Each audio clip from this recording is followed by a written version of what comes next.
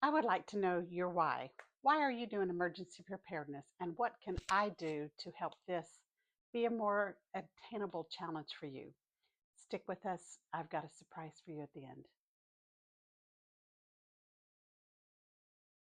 Hi, welcome back. This is Vicki with the 411, and we are on week 14 of our 52-week emergency preparedness challenge.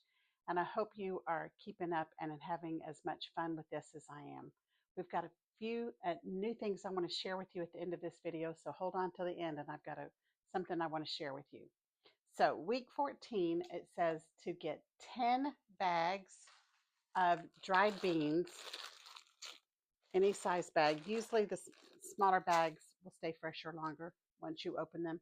Or it says get 12 cans, which is a case of your favorite beans. Again, I want to stress the importance of checking your expiration dates because I looked at mine today, and this particular can that has been just in my pantry is expiring on April the 12th of this year. So always be careful with your looking at the stuff when you buy, and you always have the option of going with long-term food storage.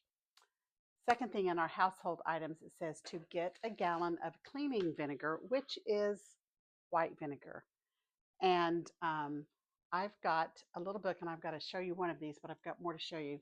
A little book that I bought years ago, and these tell all the wonderful things that is good for vinegar, what vinegar is good for, from house cleaning to doing stuff in the kitchen, laundry and clothing care, beauty, grooming, and hygiene, home remedies, household tasks and maintenance, just all kinds of neat things that are good for, vinegar is good for. And I'm going to share some of those with you. Next, in our 72-hour survival kits, it says to get 3 packs of ready-to-eat food.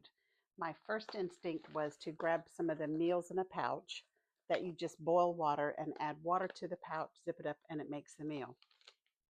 In the event that you have to evacuate your home for some reason and you can't take your family tub with you that has all those nice things that help you boil water, you're going to want something in your 72-hour survival backpack that you can eat readily available right now. And I found some tuna kits. It's got tuna, it's got your mayonnaise, your pickles, your spoon, and it's got crackers to eat with. And I'm like, this would be something perfect to put in your 72-hour survival backpack. So this is going in mine this week. And it also said to get packs of dried fruit.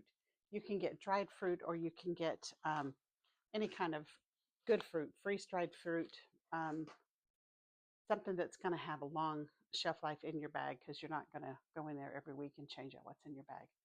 So that's for your 72-hour survival kit. Okay, our emergency money, we are adding $14 more to our kits today, starting to really build up that reservoir of money. Under our family prep, it says to go through and double check the bag that you have beside your bed and beside your children's beds that have their shoes, their flashlight, all those good things that we said you need to have. So I have a little bag like this on a drawstring, and it hangs on my bedpost. And it has in there a pair of sandals, slip-on sandals. It's got a pair of socks in case it's, cool weather when you go out.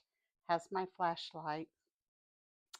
Does not have a pair of gloves. It recommends to put a pair of gloves in there, and I will get that added in mine. But something like this, or just another bag that you can put and just slide down beside between the bed and the nightstand of your bed, your children's bed. And remember too, along with this task, that to always at night when you put your kids to bed, check their exit pathway. Make sure there's not toys and boxes and things in the way that would stumble them up if there had to be a quick evacuation at night. The last thing is our water, and it says to add $5 more per person towards the purchase of your big gallons. I hope some of you are having some success in finding some. If you have found any that's a good deal, please leave a comment below, and I'll be glad to share that with other people. You might find something better than I have. And it also says to add 3 more gallons per person of your water. So that's either buying it at the grocery store or getting the big containers that hold 5 gallons at a time and put a few more of those aside. So that's it for today. But the surprise I wanted to share you with, and I'm searching to where to find these. I showed you the book about the vinegar. Well, there's a whole set. There's a whole set of these things, and I'm so excited about them. Like I said, I've had these for years and just never look at them. But it's cornstarch. When cornstarch is on our list of things to have in our food storage, lemon juice, what you can do with paper bags and plastic bags. I have a plethora of those. All the different things that help cleaning with just salt. Um, Toothpaste, the different things you can do with toothpaste.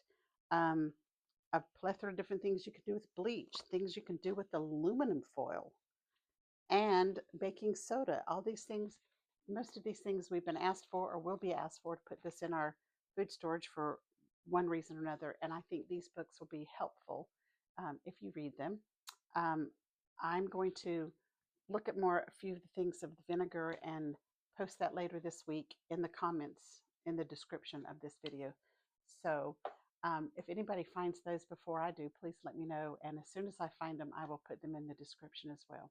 That's it for this week. It's been another quick week.